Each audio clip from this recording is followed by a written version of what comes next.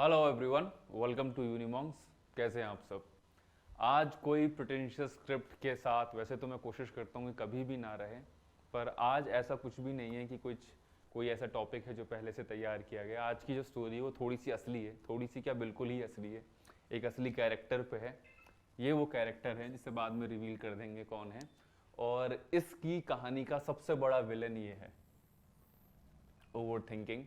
और आपका ये जो पूरा एग्जाम होने जा रहा है, इस कहानी में भी जो आपकी सीयूईटी की तैयारी की कहानी है, जो अब तो डेट्स भी आ गई हैं, 21 से 31 मई के बीच में होगा, तो ये टाइम ऐसा है जहाँ पे ये ट्रिगर कर ही जाएगा किसी न किसी पार्ट पे, दिन के किसी पार्ट पे, या हफ्ते में या महीने में, कभी ना कभी आपको ये चीज़ परेशान करेगी। तो this is actually the biggest problem उन लोगों के लिए जो सच में थोड़ा सा प्लान करके चीज़ें कोशिश करना चाहते हैं करने की।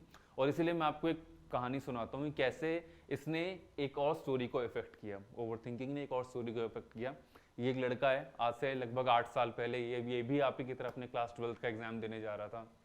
और क्लास 12th में पहुंचने से पहले इसने जो 11th तक इसके मार्क्स थे ना, वो अबव एवरेज की 65%, 66, बहुत ज़्यादा किसी दिन तारे सितारे सब शनि राहु केतु इकट्ठे हो गए हों तो 75% आ जाता था, उससे ज़्यादा नहीं आता था। तो जब ये 12th में आया तब इसने सोचा यार ठीक है, पूरी ज़िंदगी बहुत आराम से काटी है 5 दिन पहले पढ़ाई करके, अब ऐसा करता हूँ कि 1 साल की बात है, बहुत अच्छे से पढ़ाई कर लेता हूँ। और 12th में वो पढ़ाई बहुत अच्छे से करने की ज़रूरत है भी, वो है क्योंकि आप ये वीडियो देख रहे हो, आपको भी पता है ये, वो है क्योंकि हम सब जानते हैं कि ये एक ऐसा प्लेटफॉर्म है जहाँ पे हमारा आगे का पूरा करियर सेट हो जाता है। वो उस स्ट्रीम के साथ हम उस स्ट्रीम में घुस जाते हैं, वो हमें लिटरली एक राह पता चल जाती है कि हमारी जो गाड़ी है वो इसी पटरी पे चलेगी। तो उस पटरी के नट बोल्ट इसी 12वीं क्लास में तैयार या मजबूत किए जाते हैं। तो वैसे ही इसने भी सोचा कि यार बहुत हो गया, 11वीं तक बहुत हो गया, 70-72% के दम पे एक क्लास से दूसरी क्लास में शिफ्ट हो जाना। एक काम करता हूँ, बहुत मेहनत से पढ़ाई करता हूँ और कोशिश करूंगा कि 95%, 96% जिस परसेंटेज पे स्टीफेंस या हिंदू में अपने पसंद के कोर्स में एडमिशन मिलेगा और अपने पसंद के कॉलेज में एडमिशन मिलेगा, वो करने की कोशिश करता हूँ। लेकिन अब जब इसने ये सोचा कि मैं बहुत अच्छा करूँगा, तो उसके साथ इसने ये भी सोच लिया कि मैं कुछ गलत नहीं करूँगा। और वहीं पे सारा खेल खराब हो गया, वहीं पे सारी दिक्कतें शुरू हो गई। क्योंकि जब ये सोचा कि मैं कुछ भी गलत नहीं करूँगा, तो वो करने के लिए इसने अपने आसपास के लोगों से एडवाइस लेनी शुरू कर दी। ये यूट्यूब पे जाने लगा कि what is the best way to clear class 12th, how to score 95% marks, या how to get the admission in Saint Stephen's in the Hindu. जब इससे भी पेट भर गया तो या यूट्यूब क्यों, अब गूगल बुरा मान जाएगा, तो टेक्स्ट में भी पढ़ लेते हैं उसी बात को, ये कर लिया। पूरे दिन लोगों से, पूरे हफ्ते लोगों से विचार मशवरा करके कि कुछ गलत ना हो जाए। और ये सभी किसने करना क्यों शुरू किया? इस डर से, क्योंकि मुझे बहुत अच्छा करना है और उस अच्छा करने के लिए पहले मैं ज़रा ये देख लूँ कि कुछ गलत ना हो जाए, या अपने सीनियर से ये पूछ लूँ कि क्या मैं करूँ। और इसी में ये एक रियल स्टोरी ही है कि जैसे इसी की एक फ्रेंड थी, वो 1 साल सीनियर थी, तो she scored 98% in her class 12th।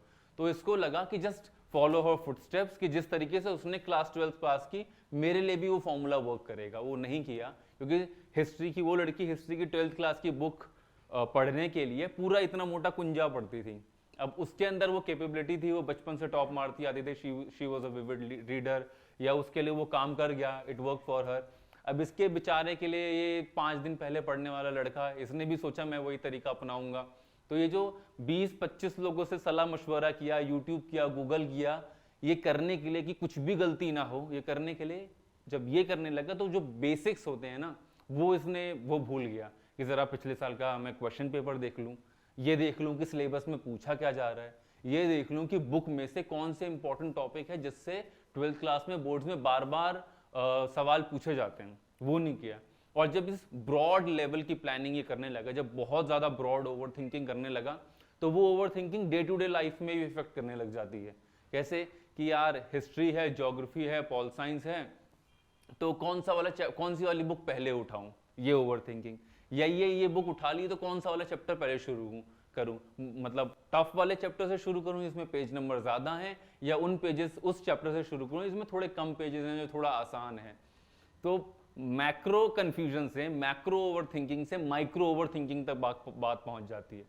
और जब वो होता है तो फिर लिटरली सारी चीज़ें खराब होने लगती हैं। ये लड़का और कोई नहीं है, ये मैं हूँ।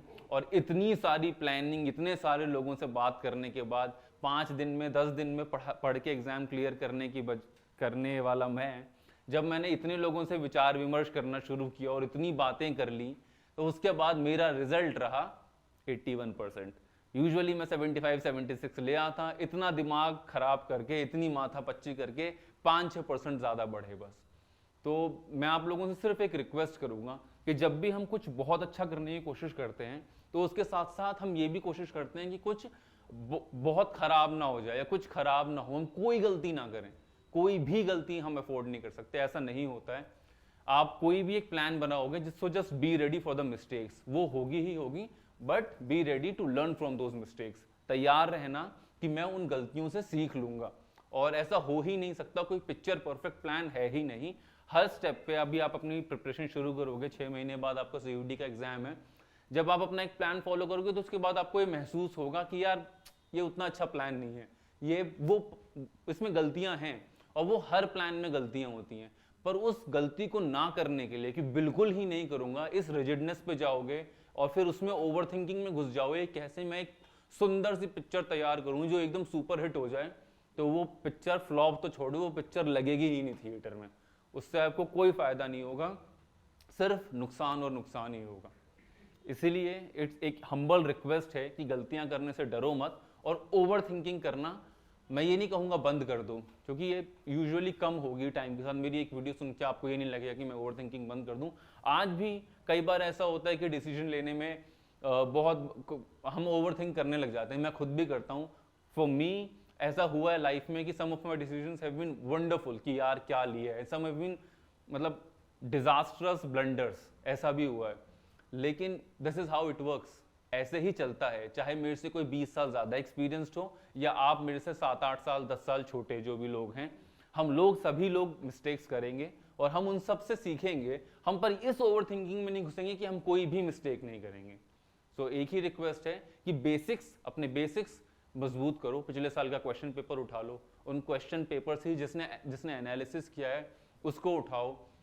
अपनी बेसिक बुक्स तक ही अपने आप को लिमिटेड रखो, अपनी बेसिक NCERTs तक, उन बुक्स तक जो उस बुक को सिंप्लीफाई करे। मेरी तरह वो, अगर मेरी NCERT की 12th क्लास की हिस्ट्री की बुक 80 पेज की थी या 90 पेज की थी, तो मेरी वाली गलती मत करना कि 200 पेज का कुंजा ले आओ।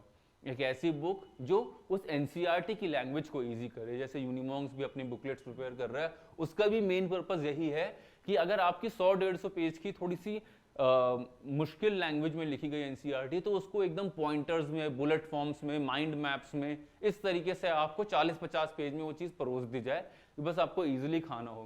पर कोशिश, मेहनत आपको खुद ही करनी होगी और उसके लिए बेसिक्स को ध्यान में रखते हुए उनको कवर करते जाओ। प्लीज़ ओवर थिंकिंग मत करना। Thank you so much. अगर वीडियो आपको पसंद आया हो तो लाइक कर देना, और अगर ऐसा ही कंटेंट और ज़्यादा चाहिए और अलग अलग लोगों से चाहिए और अलग अलग टीचर्स की आपको बातें सुननी है, तो इस चैनल को प्लीज़ सब्सक्राइब कर दो। प्लीज़ क्या सब्सक्राइब कर दो, आप ही का फ़ायदा होगा, सब्सक्राइब कर देना। Thank you so much.